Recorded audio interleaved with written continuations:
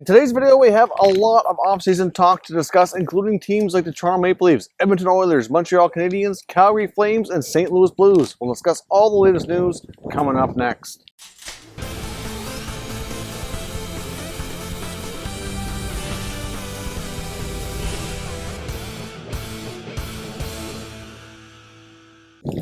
So welcome back to another video here at Top Shelf Hockey. Now, as you can see, we're going to continue our outdoor video coverage here. Obviously, the last week or so I've been on vacation, doing a lot of videos from the road, trying to find some picturesque outdoor places to record from. I am now back home. Many of you joined me for a live stream last night for a Canucks Blues live stream, which was awesome to see. Great to chat with all you fine people again. But today we're back home in my home city of Fredericton, New Brunswick, and I was having so much fun with the outdoor recording, I thought we'd keep it up. So I thought I'd continue our fine coverage here in my home city of Fredericton, New Brunswick. Of course, behind me you can see the St. John River, and of course off of there in the distance is one of our highlights of the city is our walking bridge. Of course, once upon a time it was a train bridge. Of course, that's been retired. It is now serves as a major transportation hub for people going between the south and north ends of the city. So beautiful piece of property down here. So I thought I'd share some of my home city with you as well as we discuss the NHL here. So of course, as always, I love some feedback on the outdoor settings here for our videos, which I think I'm going to keep up with at least for a little while until we get a little bit further along into the fall and winter. Now, first up today, we're going to talk about the Toronto Maple Leafs. Now, the Leafs, of course, didn't have very good luck in the playoffs, but today we're not talking about their players. Today we're talking about a potential addition to their coaching staff, and it's former NHL head coach Bruce Boudreau. Now, of course, I know some of you asked me about this recently in the live stream, and I said I really didn't think it was likely to happen, but at this point, apparently the Leafs did reach out to the Wild for permission to speak with Boudreau. Not sure they ever really had a formal interview. The reports just kind of indicate that there was interest.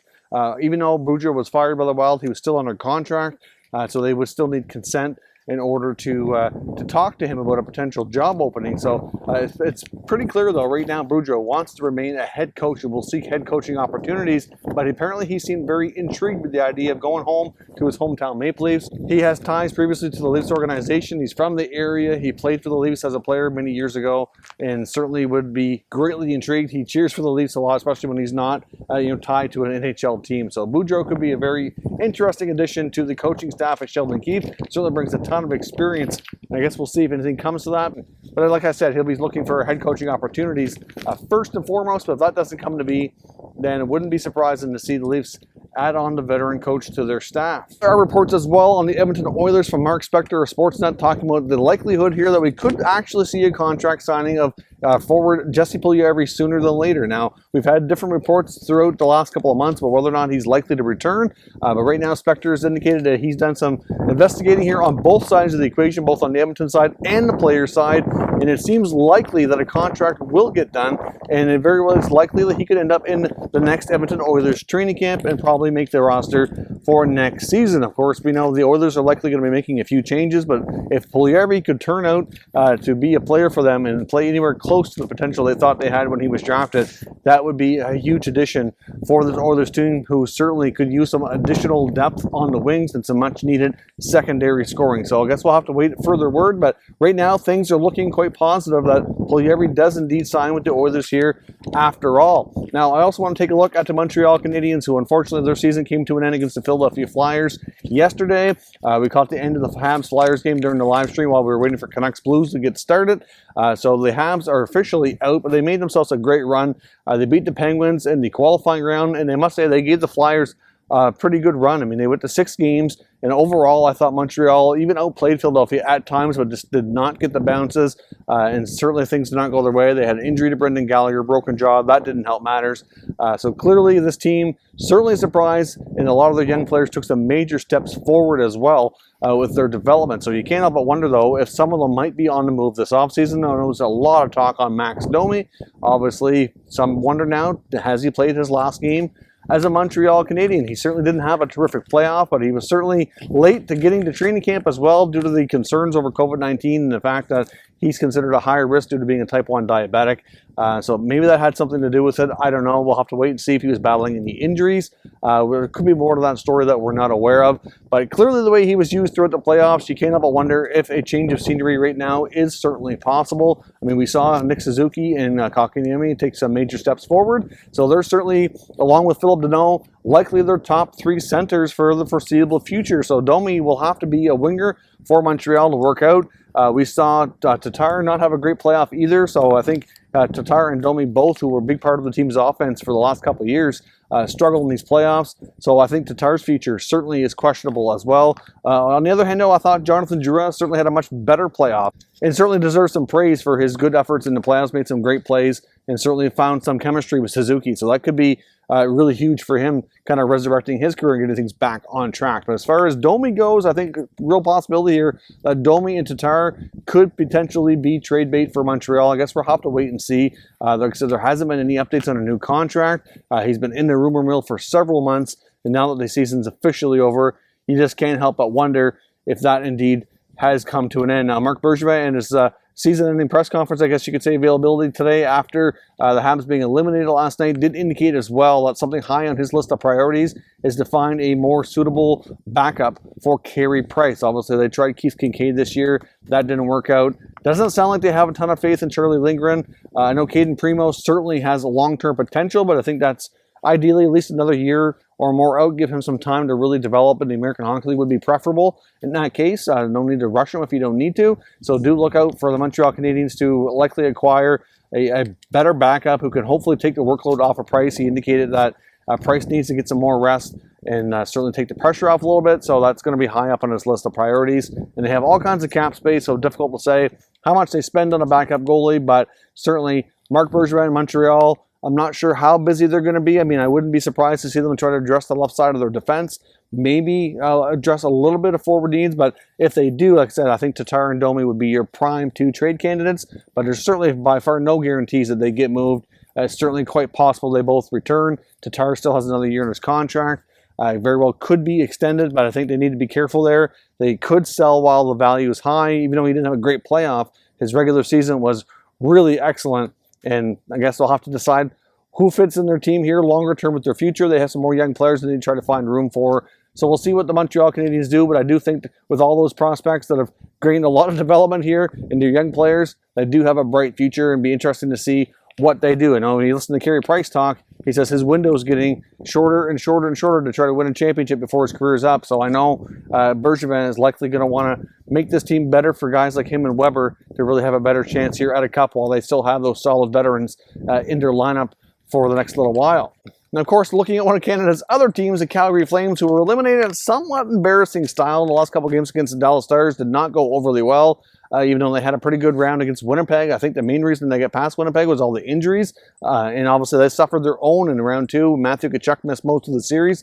And that was a big blow for Calgary. And Elliot Friedman's now reporting that he feels that the Calgary Flames and Pittsburgh Penguins, he's mentioned both teams in his report here, but we've talked plenty about the Penguins in the last few days, that they both could be looking to make significant changes. Now, in my opinion, in Calgary's case, they have a GM in Brad Treliving who's been on the job now for 6 years, and he really has yet to find himself a real long-term goaltending solution. There's already reports that they might re-sign Cam Talbot, and even though you can't put all the losses against the Stars on Talbot, I'm just not sure he's really a long-term solution. I mean, short-term, maybe if the price is right, but ultimately, in Calgary, Riddick wasn't really great when his brief opportunities he had this year. But really, since you go all the way back to Mika Kiprusoff, they haven't really had a solid stud goaltender since then.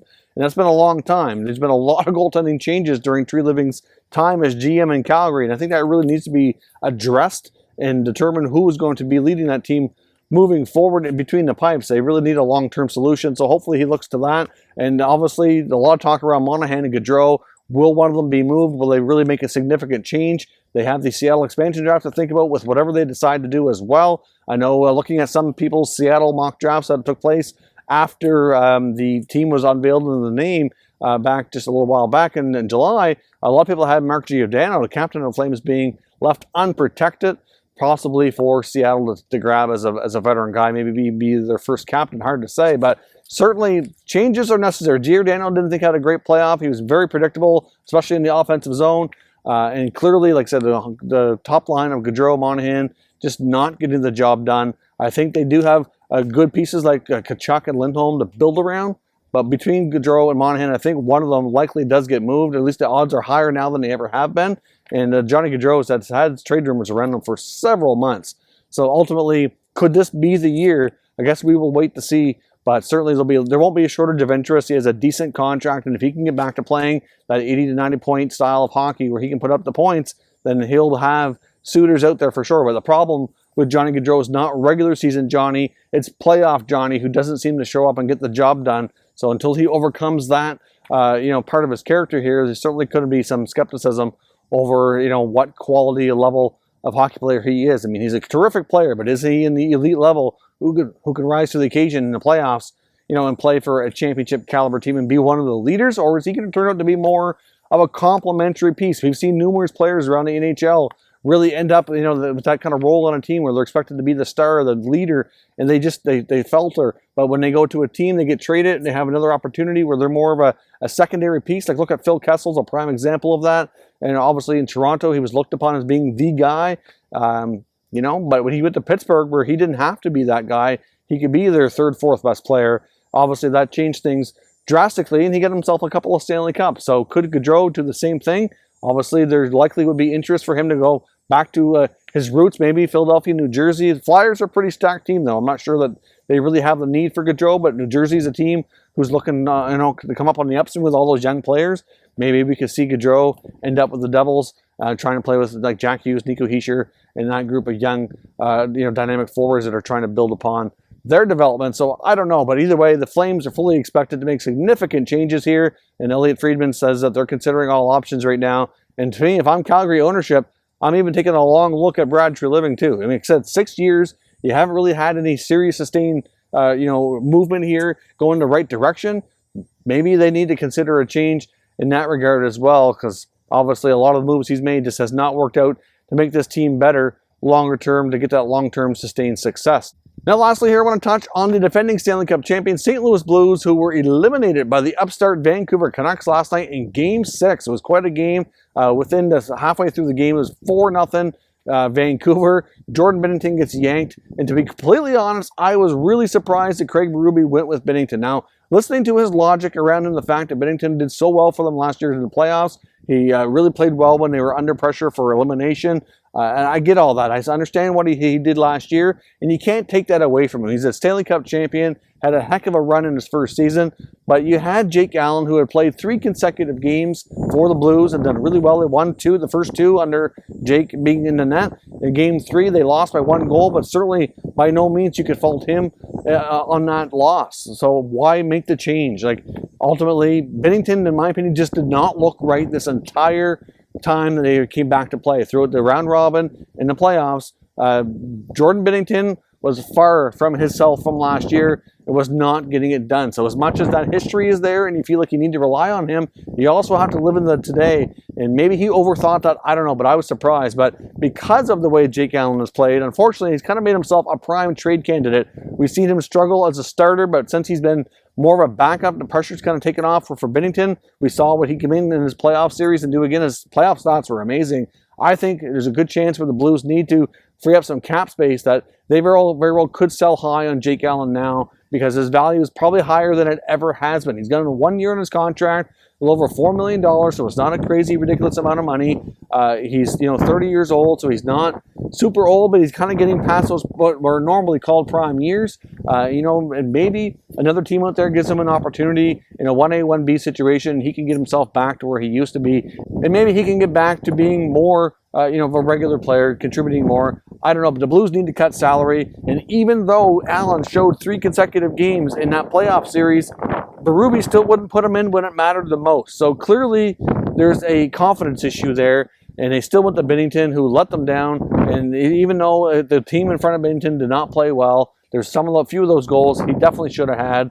And just anyway, I think Jake's likely done in St. Louis. That's my opinion, just because, like I said, of the fact that he goes in 3 straight games and then you don't go to him in the 4th game, even though he had been playing extremely well. So clearly, I think he's a prime candidate. You get to look at Tyler Bozak and Alex Steen as well. They didn't really see a whole lot of ice time. They're down to the final years of their contracts. So I do think they could be relatively easy cost-cutting measures, maybe with some salary retention or something attached in a different trade. And of course, you also have to wonder about the future of captain Alex Pietrangelo? Has he just played his last game as a St. Louis Blue? I know he was asked that question in post-game media, and he said, I'm not going to answer the question. We'll find out soon enough. Obviously, he doesn't know, but I do think that there's a good chance he'll figure out a way to stay. And even if he has to take a compromising, shorter-term, cheap contract, I think they want to keep him. I think he wants to stay.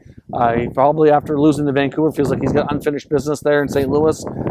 So, I don't know. I do think there's a pretty good chance that Pietrangelo figures something out, but they're going to have to cut a lot of salary to get that done, because they also have to sign Vince Dunn as well. So clearly the Blues have a lot of tough decisions. They're not going to be happy about being ousted in round one by an upstart Canuck team after winning the Stanley Cup last year. But for the most part, they just didn't seem to have that same intensity. They weren't getting the production up and down the lineup like they did last year, and it just wasn't working out like it did in the past. They had Tarasenko had to leave the bubble because of his shoulder, so that wasn't working out. Binnington wasn't playing up to par. So just overall, there was just a lot of things not going well. And as we know, to win the Stanley Cup, you almost need everything to go right and just have that perfect storm of success leading you to the sport's most difficult trophy, in my opinion. So let me know what moves you think we're going to see from these teams. Obviously, as they're eliminated, there's lots of talk and speculation about moves they might make. And of course, we're not going to be all that far from the offseason here. We know that NHL free agency in the 2020 NHL Draft are going to be happening shortly after the Stanley Cup's awarded. And right now, we're looking at early October. We're almost September, so we're only about a month away to finding out how these teams are going to start to reshape their rosters and get ready for hopefully another November return for the 2020-2021 NHL season. So I hope you enjoyed today's video. Leave you lots of comments down below on your thoughts on what these teams are going to do, and I will catch you next time.